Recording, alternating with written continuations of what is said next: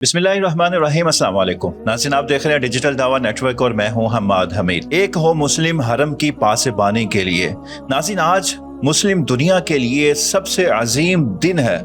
अगर हम आज के दिन को यादगार बनाना चाहें तो आज हम अल्लाह के हजूर हम सजदा रेज हो जाएं और अल्लाह के हजूर हम शुक्र अदा करें कि अल्लाह ने ये अजीम दिन हमें दिखाया कि वो तीन ममालिक जो दुनिया कभी सोच नहीं सकती थी कि तुर्की और कभी सऊदी अरब का आपस में कोई मुआहदा हो सकता है, क्योंकि एक वक्त था कि तुर्की और सऊदी अरब कभी एक दूसरे की शक्ल देखना पसंद नहीं करते थे।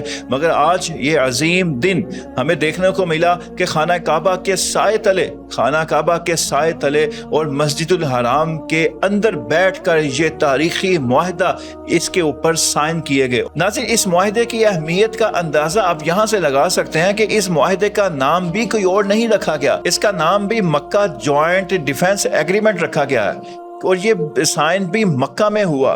खाना काबा के साए में बैठकर हरम शरीफ के अंदर वहां बैठकर ये मुआहदा तय किया गया, वहां पर इस मुआहदे के ऊपर साइन किए गए। और साइन करने वाली तीन शख्सियात कौन थी? पाकिस्तान के वजीर आजम, सऊदी अरब के वली अहद और वजीर आजम और तुर्की के सदर तैयब रजब उर्दगान। ये तीन अजीम शख्सियात थी, तीन अजीम मुल्कों की ये शख्सियात थी जिन्होंने इस मुआहदे पर साइन किए।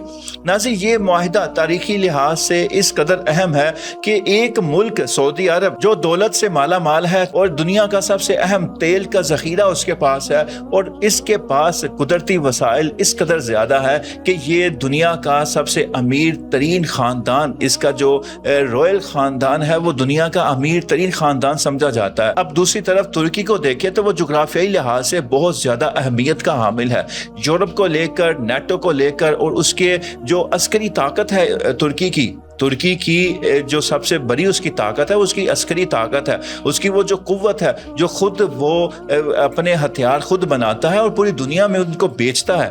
तो ये दूसरी बड़ी कुव्वत जो तुर्की थी। और पाकिस्तान जो दुनिया के 9 ममालिक की लिस्ट में शामिल है जिनके पास एटमी ताकत है, जिनके पास एटमी पावर है, और वाहिद इस्लामी मुल्क जिसके पास एटमी ताकत है, और वाहिद ऐसा मुल्क है कि जिसकी पाक फजाइया की ऐसी पावर है कि इसके आगे अल्लाह के फजल से कोई ठहर नहीं सकता, कोई रुक नहीं सकता।